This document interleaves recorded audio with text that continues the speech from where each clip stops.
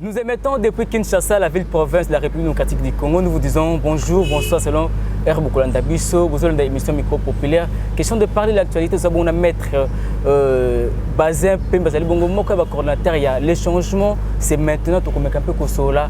Par rapport à différents sujets d'actualité, vous avez Kabongo Nakati Yamboka Bisso. Entre autres, nomination, il y a informateur pour nous découvrir une nouvelle majorité parlementaire. Donc, cela bon tout au long de cette émission micro-populaire, Maître Bazin Pembe, bonjour. Bonjour cher ami et merci beaucoup pour l'invitation et nous saluons les Congolais qui sont à travers le monde. Il y a Kolanda Bisso à partir il y a émission Nayo pour notre solo la Maïmatali République démocratique du Congo. Merci beaucoup Maître Bazin Pembe. Je rappelle que vous êtes coordonnateur, il y a dynamique, les changements, c'est maintenant. Maître Bazin, tout vivre actuellement régime il y a Félix Antoine Tshisekedi Tshilombo. Mais tout le monde a régime, il y a un juge, comme si on a régime, il y a un discours. Après chaque discours, il y a un éboulement et un makambosali pour ça les mains. Est-ce que ça une nouvelle vision, il y a classe politique, tout ça Ce qui est vrai que après discours, il y a un chef de l'État. Et c'est toujours qu'on s'attendre à la réaction de part et d'autre. Parce que lorsqu'un chef de l'État parle, à tout chaque secteur surtout économique, social, sécuritaire, diplomatique, le secteur surtout ils ont touché. Surtout dans le contexte où il faut s'attendre à ça, à ces tollés médiatiques. Il y a des réactions, il y a des terres politiques dans le Nabiso parce que nous vivons sous un contexte, il y a coalition. Après, c'est là maintenant là que le chef de l'État vient de déclarer divorce entre FCC et Nakash, c'est normal que tout s'attendre à la réaction sur la toile. Mais dans tout ça, il y a un choc. Il y a un PPRD parce qu'à bientôt là, ils vont apprendre. Dans une douceur, il y a comment ils vont commencer à faire l'opposition, dans la déclaration, dans Nzela, et puis comme nous l'avons fait dans les temps. Maître Bazin, on dirait qu'il y a différents messages, tout le discours chef de l'État Salaka. Il y a une informalité, entre autres, chaque discours n'est pas déclaré que non, il y a violation, il y a constitution. Entre autres, pour la nommer informateur, il faut qu'il y ait des missions, il y a Premier ministre. Mais le chef de l'État a officiellement prononcé que non, bientôt la renommée informateur. Quelque part, ils ont à l'encontre, le chef de l'État a convoqué la consultation conformément à l'article 69 de la Constitution. Pas là qui s'en place à violer la Constitution. Le chef de l'État a lobby à nommer un informateur conformément à l'article 78. Pas là qui s'en place à violer la Constitution. Parce que le Premier ministre a démissionné, il y a déjà c'est bon. C'est bon. La violation de la Constitution. C'est bon, je suis en train de venir. Là qui s'en la Constitution Nabiso. Nous avons 229 articles dans la Constitution Nabiso. Là qui s'en place moko o lobby que non. Chef de l'État, lorsque nous avons un Premier ministre en place, le président de la République ne peut pas nommer un informateur. C'est conformément à la Constitution, dans l'article 5, où ils allaient la souveraineté de l'État. Le chef de l'État a zongi biso lisusu. Il a fait un résumé. Il y a batonion surtout où il y a cela qui est consulté. Je ne vois pas en quoi Bazali ko reprocher et qui a violé la Constitution. Donc, Naina Koloba, sur le plan constitutionnel, a violé à ta virgule. A violé à ta virgule. Il fait que respecter la Constitution parce que c'est un légaliste. Maître Bazin, il a fallu plus de 2 ans, soit 2 ans, mon Bimbepa Félix à se rendre compte que non, à la prérogative, mon tant que chef de l'État, on a dit que non. Aujourd'hui, je tiens compte, il y a l'article 78, il y a la Constitution pour dire que nous avons nommé informateur. Pourquoi attendre 2 ans après pour se rendre compte que non, il y a toute une prérogative où ça lié à fonctionner. C'est là où ça l'anzela na mutu oyo. Aïbisue que non naïba ki yo parce qu'à Toubeli prochainement yo va miser pour naïba yo lisuzote. Moi je peux me dire que aujourd'hui c'est une joie pour nous que le président de la République a reconnaître que non pendant 2 ans ils ont 2 ans à gâcher. Il est sincère vis-à-vis de l'opinion. il est sincère vis-à-vis de son peuple. Il n'était pas préparé par rapport à ça, apparemment. Non, pas question il a préparé. Parce que Toké n'a pas ponami.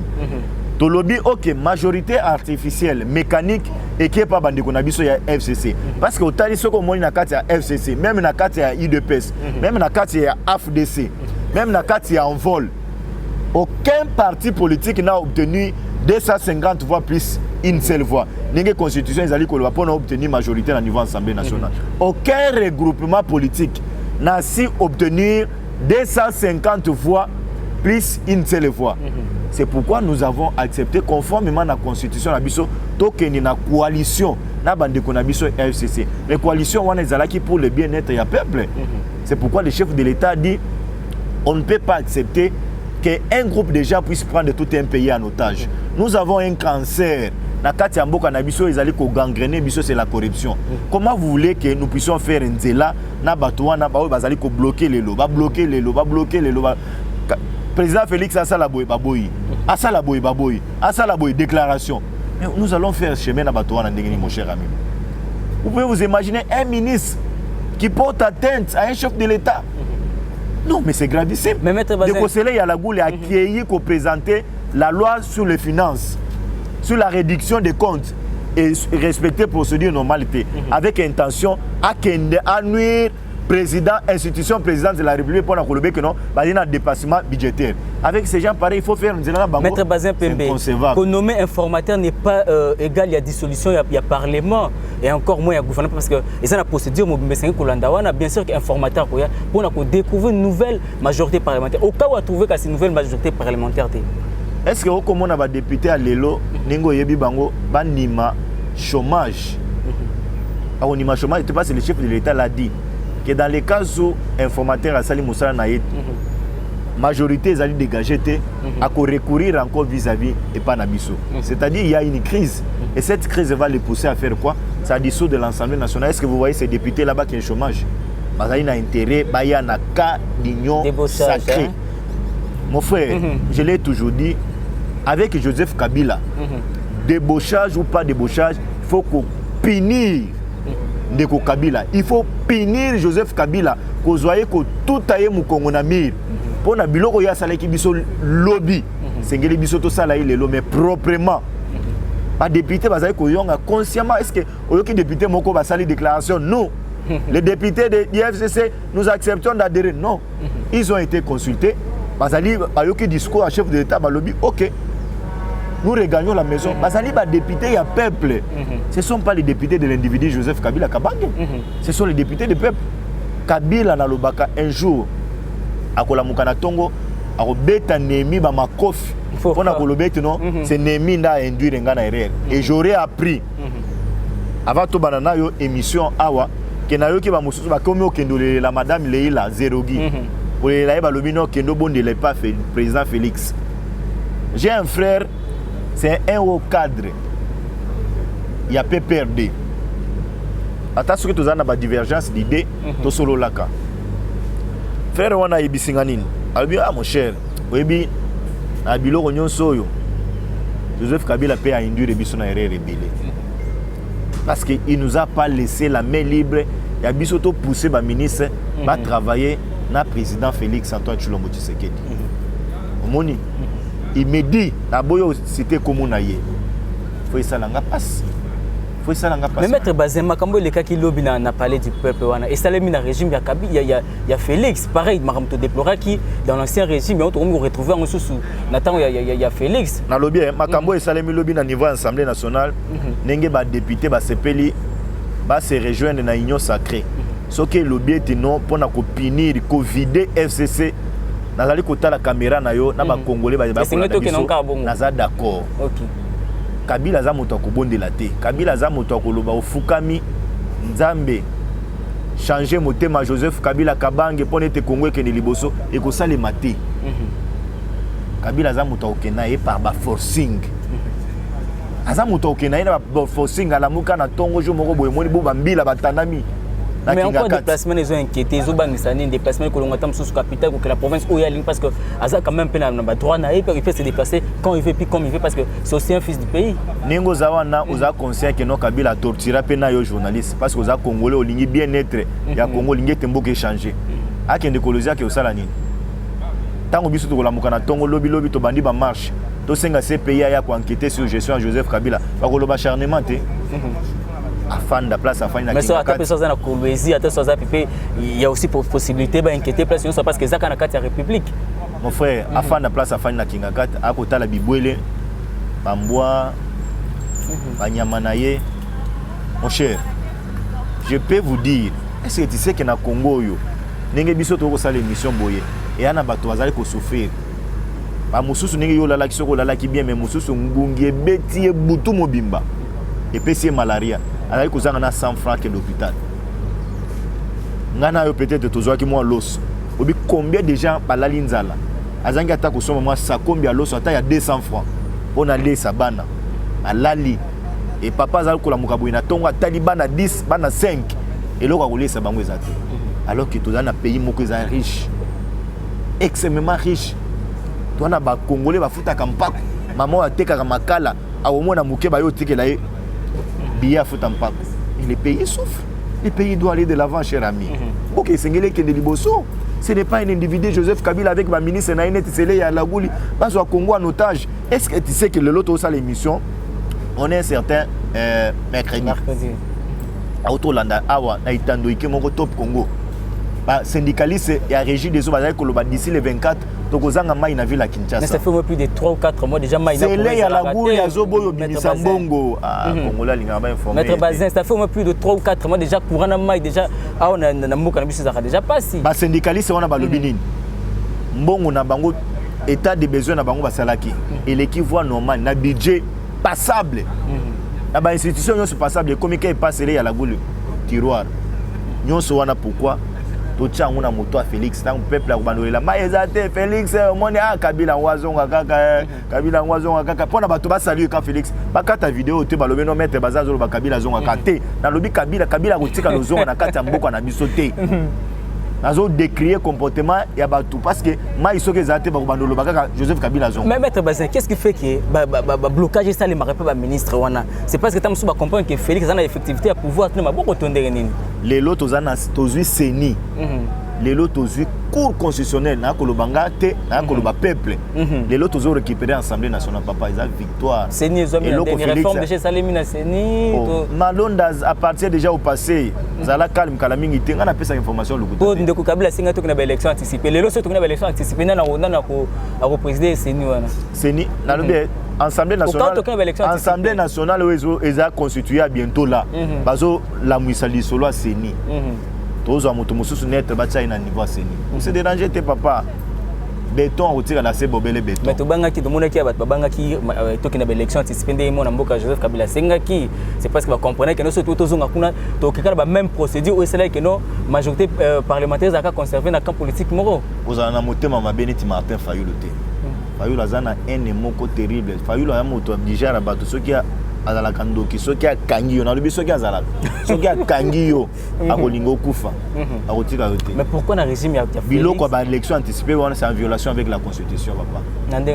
C'est en violation avec la constitution. Même à lelo tozo pari absurde que toke na ba élection anticipée. Vous croyez que na kati ya vilo Ochi ata Shadari, Chana Maître Bazin. Congolais qui ne veut voter. Même ata Shadari, ce gars y a PC, à peine l'OP, ça va voter. Va voter. Attends, PC l'OP. Oh, mon cher ami. Soyons conscients, nous avons un peuple sérieux. Nous avons un peuple conscient, il y a souffrance. Oh, bande quoi, PC, c'est basilique. C'est quoi, la kisabison en 4 ans. Maître Bazin, sur le lot où le Premier ministre a démissionné, qu'est-ce qui arriverait? Parce que tout le monde peut renforcer déjà la sécurité. Tous les mercredis. D'ici vendredi, tous les mercredis, d'ici vendredi, ils allaient démissionner. Kanga, ils allaient démissionner. Même à table, l'émission, tu peux apprendre que nous avons déposé démission n'avait pas président de la République. La procédure est indéniable pour établir à Mabunda. Il n'y a pas de procédure à suivre, c'est le point juridique. La procédure a été respectée. Okay. La procédure a été respectée. Au contraire, c'est Janine Mabunda qui a violé le règlement d'ordre intérieur dans l'article 70, l'article 60, l'article 31. article 70 ezali koloba boye soki ezali na matière ya kotraité sengeli kozwa badocument nyonso wana kotia yango na maboko ya badepute mpona bazwa connaissance sengeli conférence de président ese réunir na article 60 ndenge basali pétition boye article 31 ezali koloba ya règlement d'ordre intérieur ezali koloba ndengeli bureau wana ezala à côté mpona bureau mosusu statuer, c'est ce qui est en train de se faire. Mais en quoi CG il y a Assemblée nationale à Boukimi Beko pour qu'il soit aujourd'hui sanctionné? Madame ministre, il y a fonction publique à Boya et que atikala osala mukanda wana teza madame Janine Mabunda na bato FCC ne ba créer na labo na bango mukanda wana ba suspendre CG wana etina lelo ni tokolo babwe secrétaire général wana atikala osala notifié par ministre Yolande Bongote mais mutolo ba mukanda wana une on Mabunda boloko hein. C'est la prison mais déjà pour Janine Mabunda. Ça qui m'a bien dans CG à l'Assemblée nationale. Ça qui m'a bien. M'a bien ça qui en dans lobby madame Janine Mabunda elle a la prison en face. Elle vient de commettre l'infraction de faux usage de faux. Il va monter filière, va tout naïe document wane bimaki wapi. Et puis document on a su balingi ba notifier CG. Ba OK non notifier y na fonction publique. Ou bien ba ya couper ça quand au niveau Assemblée nationale. Tout na madame Janine Mabunda accusée de réception. Ya madame Yolande Bongotanga yo déposer document wana au niveau Assemblée nationale à kobimisa ngote. Mon FCC. Tout le monde qui lobby l'Assemblée nationale, tous ceux qui ont parlé du peuple, tout le monde qui a Jean-Marc Kaboun qui a intimidé les policiers pour accoter ça, combattre l'IDPS, la carte hémicycle pour s'affronter, les militants il y a PPRD. Charge Union Soane, ils ont la fatigue. Nazali ko condamner le Rwanda. Les policiers bazali net. Machette. Bazali à politique. Namona ki bato IDPS koya na ba machette té. J'ai vu bato FCC koya na ba machette, y compris un certain Chaleur. Y compris un certain Chaleur. Aboma biso na kati ya mboko ya dégâts. Toyebi. Mais azo ya lisusu. Mais je sais ce que s'occuper na ye. Je sais ce que s'occuper na ye. Merci beaucoup, Maître Bazin Pembe. Je rappelle que vous êtes coordonnateur, il y a dynamique de changement chez maintenant. Et tout comme Ketmalé maintenant aussi ça. Est-ce qu'à l'allure où vont les choses, tu espères un deuxième mandat pour Nafati? Deuxième mandat pour Nafati, il y a discuter. Et puis il y a deuxième mandat, il faut que le mandat na yesi la nan. Mais Fatia aussi n'a parti moi socialiste. Aujourd'hui, s'il faudrait que tout s'exprime en termes en pourcentage, on peut dire que le social le peuple congolais et atteindre quand même un pourcentage élevé. Tout et ça n'a voix aucune parce que Fatia aussi n'a parti moi socialiste. Alors bien, Nazali moto ya IDPCT, Nazali moto ya AFDC, ya professeur Modeste Bahati Lukwebo. C'est lui l'autorité statutaire. Oui, te Bahati Lukwebo. Parce que là, il y a un parti politique qui a madame Nene Nkulu. Il y a un salatan ONGT. Il y a un procès verbal. Les locaux ont pris position côté Félix. Les locaux considérés va valider. Il y a un FDC. Déjà, il se qualifie qui est incompétent. On a journaliste qui la vérité. Je sais c'est comme ça, côté Félix. Bahati était dans ses droits. Bahati, il est le fruit de la société civile et tata. Bata zade mpundo kolongola bati na scène politique congolaise était balinga bazwa parti politique ya bati oyo amonela ngo passe à partir de la société civile ba pesa ngo na mama moko boye oyo aibi ata ko sala ONGT. Mais c'est grave ma part hein biya biloko moso eza inconcevable général. Donc Nene Nkulu je pense que après avoir place na yozana boloko nalika munini. Bon, mais à ça là qui infraction il y a faux usage des faux à utiliser bamblème ya bato ya FDC ya professeur Modeste Bahati Lukwebo. Là c'est na yo. Oyebi paté que Djanga. Aza prison. Na yo que soy bakangi na ebité mais il y a depuis la semaine passée. Avis de recherche moko ezali ba ko luka ibona bakanga. Soy bakangi to ko pesa imbote na prison makala. Au moins Nene Nkulu place a memi. Azaki président il y a visite ata ya Shadarité. Okozwa visite ya Nemité. Okozwa visite ya Kalevité. Okozwa visite ata ya Nene Nkulu. To moni place okomi. Souffrance. Otiki bana wapi, otiki mwasi wapi. Pona ba intérêt ya bato parti politique ya bato abati boko lela. Merci beaucoup Maître Bazin Pembe Tokoum Nasuka. Un mot de la fin par rapport à l'invitation de Bisso. C'est vous remercier, on est disposé. Beaucoup benga Bisso de part et d'autre. Nous avons aussi des charges. Je suis avocat, j'ai un cabinet que je dois gérer. Je dois répondre à la battante à bato Moussous, mais bon silicaté, mais on est disposé pour nous répondre à l'invitation à Bino Presse parce que vous êtes importante pour nous. Merci. Contact si possible, Maître Bazin Pembe. Plus 243 9 97 37 51 51. Plus 243 9 97 37 51 51. Maître Mpembe Njali Bazin, coordonnateur à Dynamique les changements, c'est maintenant. Merci beaucoup, c'était la maître Bazin Pembe, Azabongo, coordinateur dynamique, les changements c'est maintenant. Tu as question de parler de l'actualité. Grand merci, l'équipe technique Mobimba, merci pour nous accueillir pour l'Andabongo. Émission Micro Populaire animée par les vôtres, tu fermes Micro et les Finks. Voilà, d'ici là, portez-vous très bien. Quant à moi, je vous dis merci et bye bye.